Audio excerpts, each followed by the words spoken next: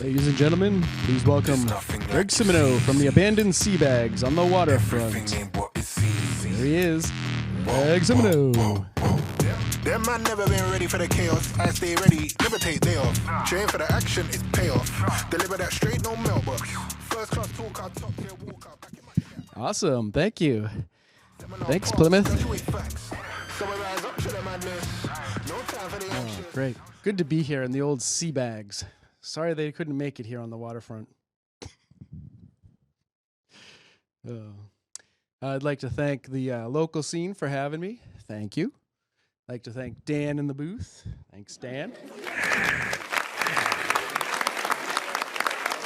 Awesome. Memorial Day is coming up. I'd like to thank the veterans. Remember those veterans? Thank you.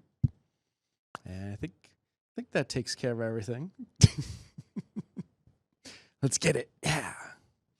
So the other day I saw that drinking coconut water can make your hair grow, right?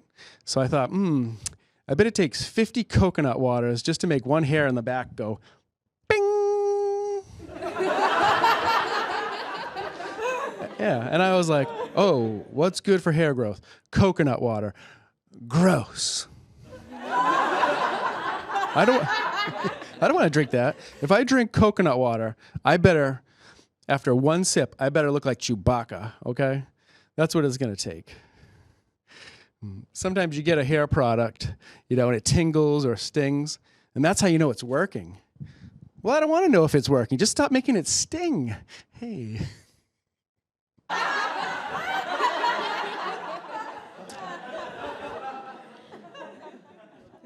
I brought my backpack on vacation, not because it has to go, just for packing ideas, just to pack a few extra things with me. I mean, it's the same backpack I bring to work every day, so now that I'm back at work, it feels like I'm still on vacation a little bit. I still have that because I still have my backpack. Gives me that little, those feels, I left the luggage tags on there, to prove that I went. Oh no, I'm still on vacation. Now I know why skiers do that, Makes them feel like I could still go skiing, even though I'm at work. I could still hit the slopes. Après ski. Sometimes I wonder, did my backpack have a good time? Like, if it could speak, what would it say? You left me in the room all day. Just like my Nana. Sound just like my Nana. And I'd say to that, yeah, because all the shops and restaurants said no backpacks allowed. It's backpack discrimination. It's hard for a backpack out there. Backpacking ain't easy. Much like pimping. Yep. Well, yeah, but I love my backpack. I loved it since the moment I saw it. I was just walking around a sporting goods store, and I was like, man, that backpack right there has my name on it. Literally. It's called the Gregory Backpack. And don't worry about my sponsors, okay? Don't worry about my sponsors. It's a nice backpack, though. Expensive. When you're like a featured backpack at a sporting goods store, like a big one, like Bass Pro Shops or something, you know that it's going to be expensive. Dude had its own section, okay? Had its own signage. They don't merchandise like that for any old backpack. This one's special. If I had to tell you how expensive it was without telling you how expensive it is, just picture this. It has a lot of zippers, and I would gauge it's probably $20 per zipper. Yeah, I know most people go by square inch, but I go by zipper.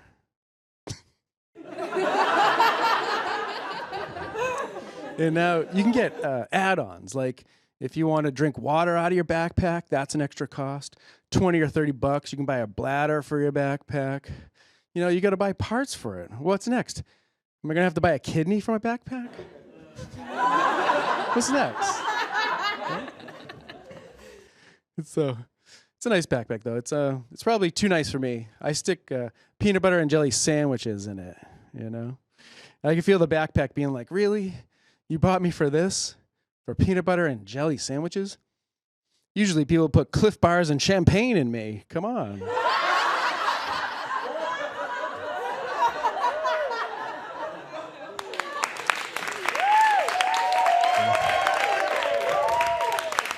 So I did. I got the water bladder.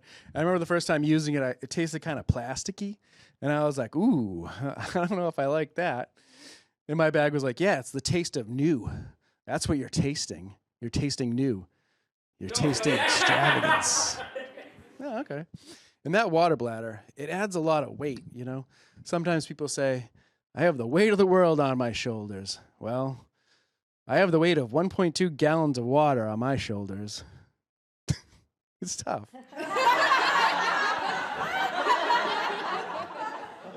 But I like it. It's kind of flashy. It really stands out in a crowd. People are always commenting, "I like your backpack.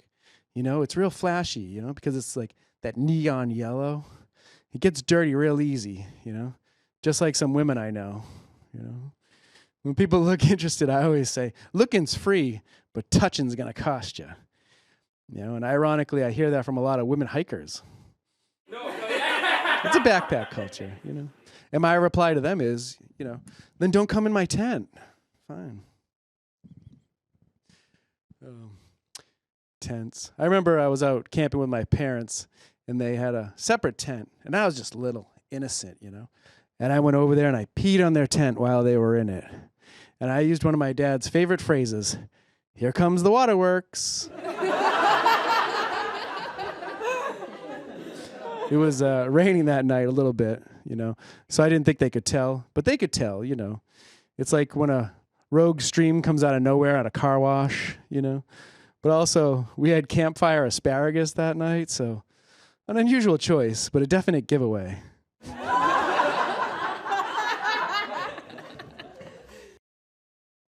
Something else that's about that camping trip really stands out,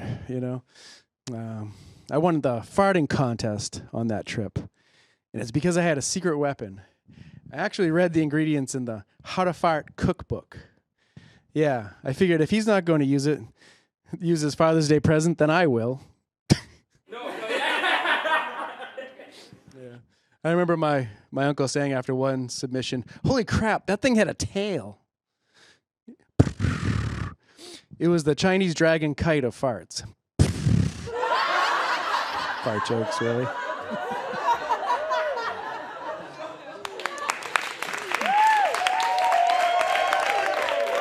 It did come in first. I haven't been able to replicate that performance since, but then again, I haven't had any apple juice drink boxes, readily available either. I'm afraid what my backpack might think if I stuck one of those in there. Also, I can't be farting while wearing this backpack. It has breathe holes. I don't want them to have to go buy a respirator for my backpack, That's an add-on. It's an extra feature. I don't know. This backpack is kind of bougie, It comes with its own CPAP machine. And that's not for the carrier. That's for the backpack. Otherwise, it'll be up all night. You don't want an unrested backpack in the morning. Sometimes I throw my backpack in the closet on Friday, and then I don't go back until I need it again on Monday. And sometimes on Monday, I'm all like, "How was your weekend?" And my backpack's like, "Great. I think I saw you twice this weekend, and that's just because you wanted a coat." Sound like my grandmother again. I love my Nana, though. I love my Nana. Rest in peace. Rest in peace in that nursing home. Yeah. You know how they say you never know the last time that you pick up your children? I have a feeling that applies to backpacks as well. You never know the last time you pick up your backpack. Well, where did that backpack from college even went? I remember buying one. I remember hating the price. Did I leave it on a train somewhere? I don't know. Hopefully me and this backpack has a better ending, though.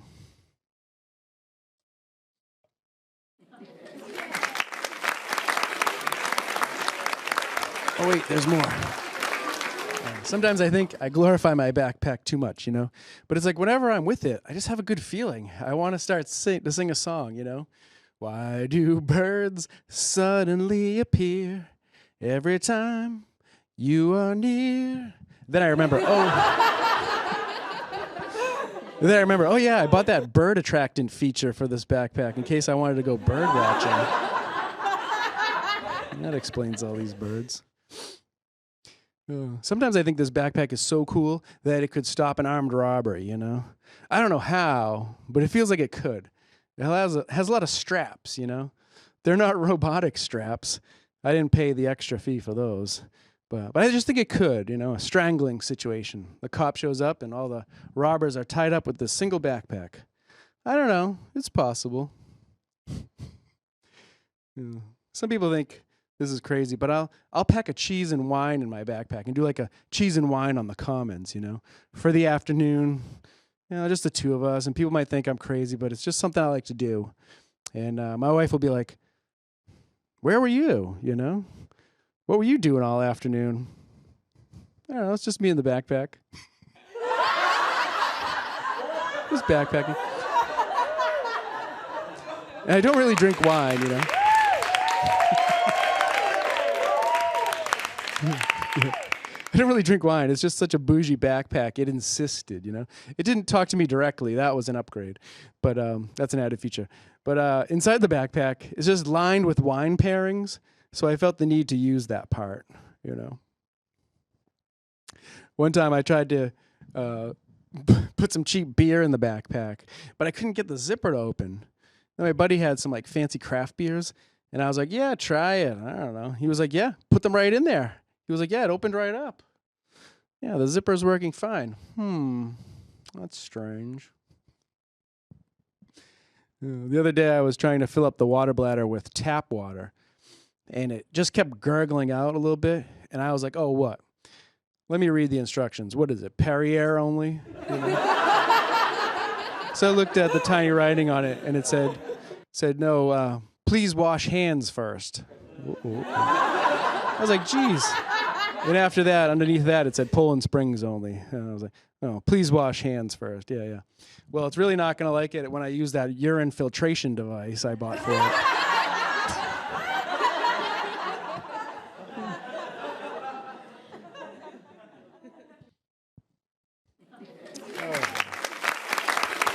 How are we doing, sea bags? The shame sea bags on it.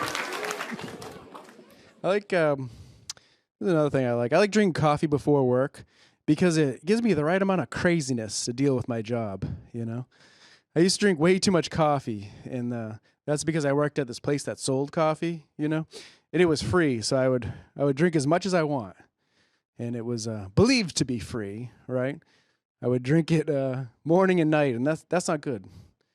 They tell you shouldn't drink it all day. And I think you should go for it. You work at a place where the coffee's free, drink as much as you can. Because you're not always going to have that job. And that place is not always going to be in business, too. They could close tomorrow. They could close tomorrow because someone was drinking all the coffee and not selling it. That could happen. But hey, you know, you could lose a job for many reasons, you know. Just one day they come for your head. You know, I remember this one kid, my boss said, can you be a witness to this? And I was like, oh, good. I got immunity. I'm going to be a witness, right? There's no way they fire the witness. I was like, that would be an awful trick, right? Can you witness this firing? Come with me. Oh, you're fired. Oh, yeah, but I was the witness. You said I was just going to witness. And I said, okay. And I felt like that guy that just holds like the axe with like the black sack over his face. I felt like that guy, you know, the executioner, just sitting there.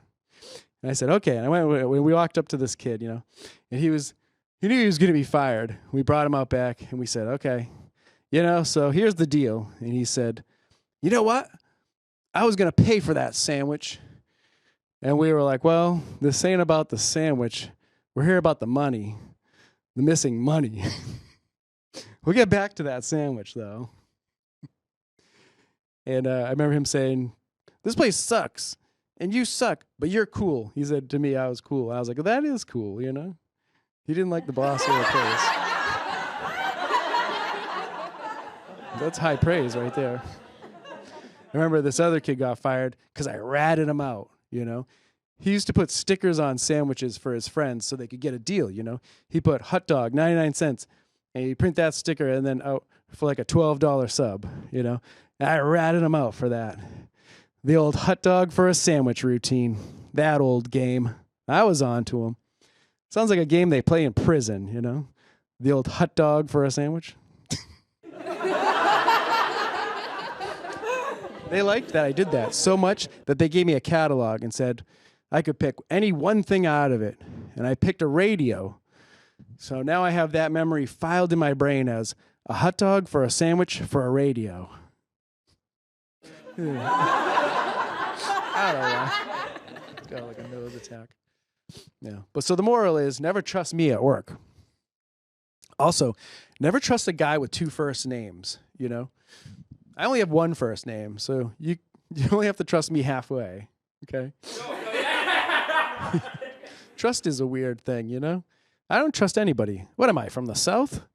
What? I don't trust people. People scare me. People say that to me all the time. I don't trust you. Yeah, I know. I'm always playing jokes, you know? It's usually when I'm about to play a joke on them, they don't trust me. Yeah, give me your hands, you know? Something like that. Yeah, I get it. Why do you need to trust me? What are we going, rock climbing? What's this trust all about? Did we form an alliance in Monopoly? I don't know. Why do you need to trust me? Trust is an interesting word, too, because you have rust in there, you know? You got the tea and you got the rust. So why don't we just spill the tea and watch these relationships turn to rust? Right? Very poetic, right? I like that. But some relationships, you know, you just like it better when they're rusty, you know? They weren't a great relationship when they were new relationships, but now that they're sort of rusty, there's a certain sort of beauty to them, you know? Like an old rusted bicycle. When you see someone unexpectedly somewhere and you go, "Hey, how's it going?" And they're like, "Hey," and you're like, "You're looking well." And they say, "Shut the hell up," you know? That's a good rusted friendship right there. And you know that they can say that to you, and that's the beauty of it right there. I have this one relationship I know. I don't see them a lot. No, I see them the other day, and I go, "Hey, how's it going?" And they were like, "How are you?" And they were like, like that. And like, wow, that's halfway to spitting in my face. So what? What's that reaction? What? Have you seen my show or something? I might have to get that relationship sandblasted like an old phone booth and paint it with Rust-Oleum and then sell it for a profit. I think that's what I got to do with that relationship.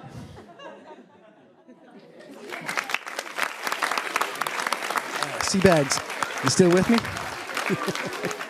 Don't forget, they still have a website. Maybe we can find them on there. I don't know. Yeah. But people know me, you know.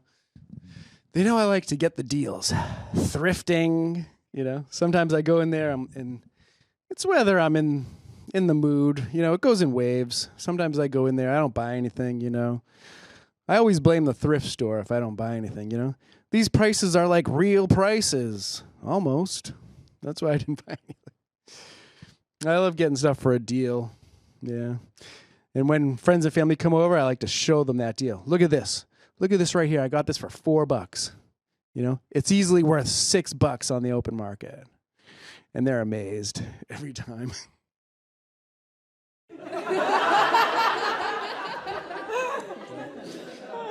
Every time I go into a thrift store, you know, I think this used to be a real store. Now it's just a little crappier, you know. It's a little crappier and secondhand. Now it's a thrift store. They've repurposed this store. That's good for them. I remember when it was a real store, I had one of those moments like becoming your parents, you know. I was like 25. Okay, 31. And I would go up to the employees and be all like, "Oh, the store looks great today. Are these shelves new? Oh, fantastic. The store looks great. Good job by you, Edith." And she'd be like, "Oh, that's so nice. No one ever says that." I'm like, "Yeah."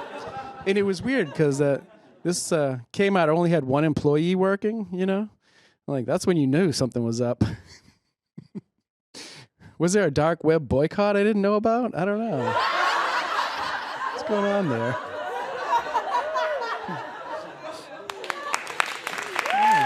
Weird. Should be more than one person in a 6,000 square foot store. I don't know.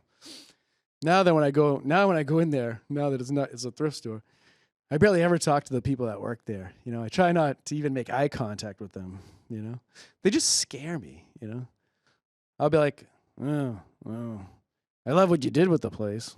Oh, sheesh. And they come back and they say stuff to me like, we don't take used hockey helmets. And you're like, oh. Or we don't take car seats or old couches. And I'm thinking, you take what I give you and you like it. It needed to be said. It needed to be said.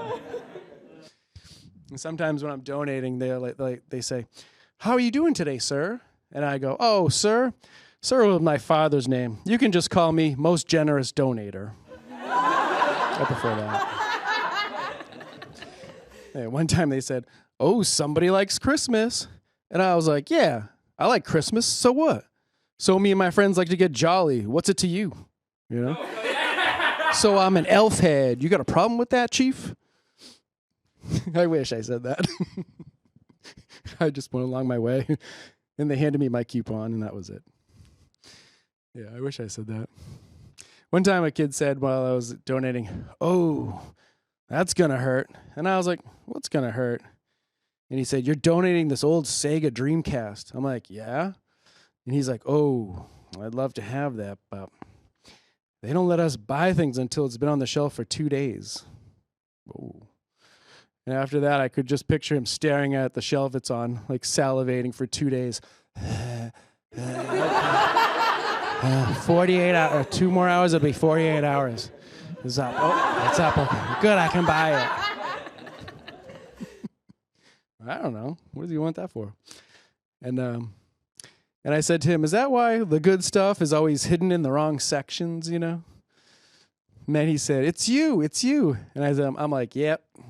I'm the one finding all the good stuff under books and yarn. It's me. And he said, no, it's you. You got me fired over sandwiches. It's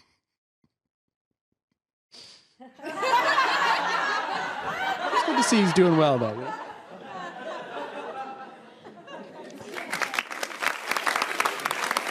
Poor guy. Should have just gave him the Dreamcast, you know? Should have made a sideways deal and just gave him the Dreamcast. It was my second Dreamcast, too. I don't know why I had so many. Last time I was there, though, I bought a bag of toys, okay? And they come in these little sandwich bags. So I took the one out I wanted, and I put back a few of my own, and I taped it back up, and then I smuggled it into the store like Mission Impossible. And yeah, you know? And the workers looked at me like, and they were thinking, I don't trust you. And I said this to my toys that I put in the bag. I said, I'm going to find you a new home, a good one that likes McDonald's toys and used Legos.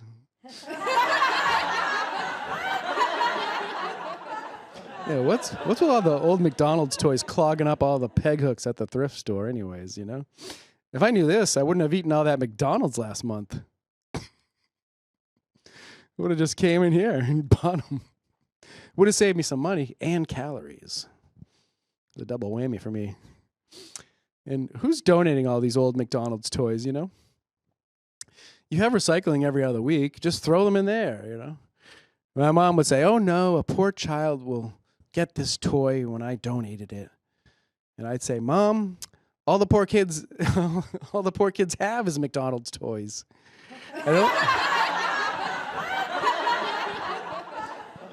I don't think a random character from Moana is going to brighten their day that much. They have them all. Yeah, sometimes I see a parent with a child in the toy section, you know, and the choice is find something here or we go out to lunch and you get a new McDonald's toy. That's the choice.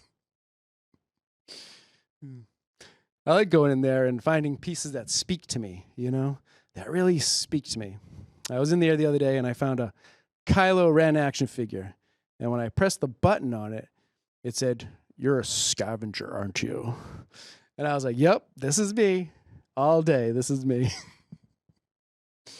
And then I pressed it again, and it said, I knew this day would come. Take me to the front registers. So I did, you know. And now it's in the basement, and sometimes I just go down there, just like to go press the button, and he goes, I'm immune to the light. I'm like, well, you're not getting any light down here anyway, so stop talking about that. And he's like, your parents sold you for drinking money.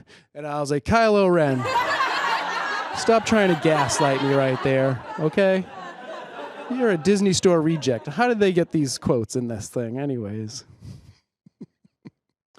I don't know. But speaking of...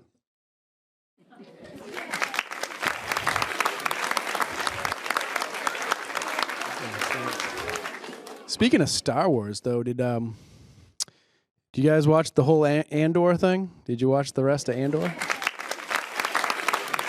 Yeah, I just finished. How about when the bad couple, when he started strangling her? What'd you think about that? I was like, whoa. I think my lightsaber just ignited. What's going on here? He's got a little kinky. Here's my guy. Here's what I'm talking about. I'm thinking like Andor, though. It's such a fringe character. What's next? What's next, Disney? You know? Maybe we could get something like the Skeleton Crew. I like that. That's for kids, you know. Maybe something like a series about Admiral Akbar's kid, you know? Aki Akbar. And it'll go something like this, you know. Admiral Akbar was like, why don't you want to go to school today?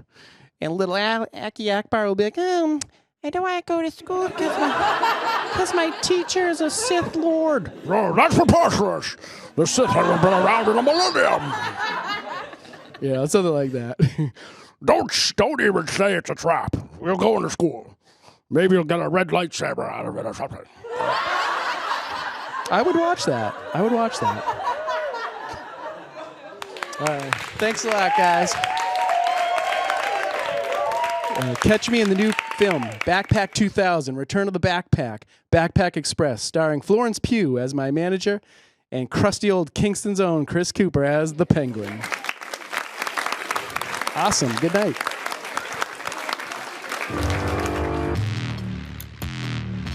We about to cause a scene. There's nothing like you've seen. Everything ain't what it seems.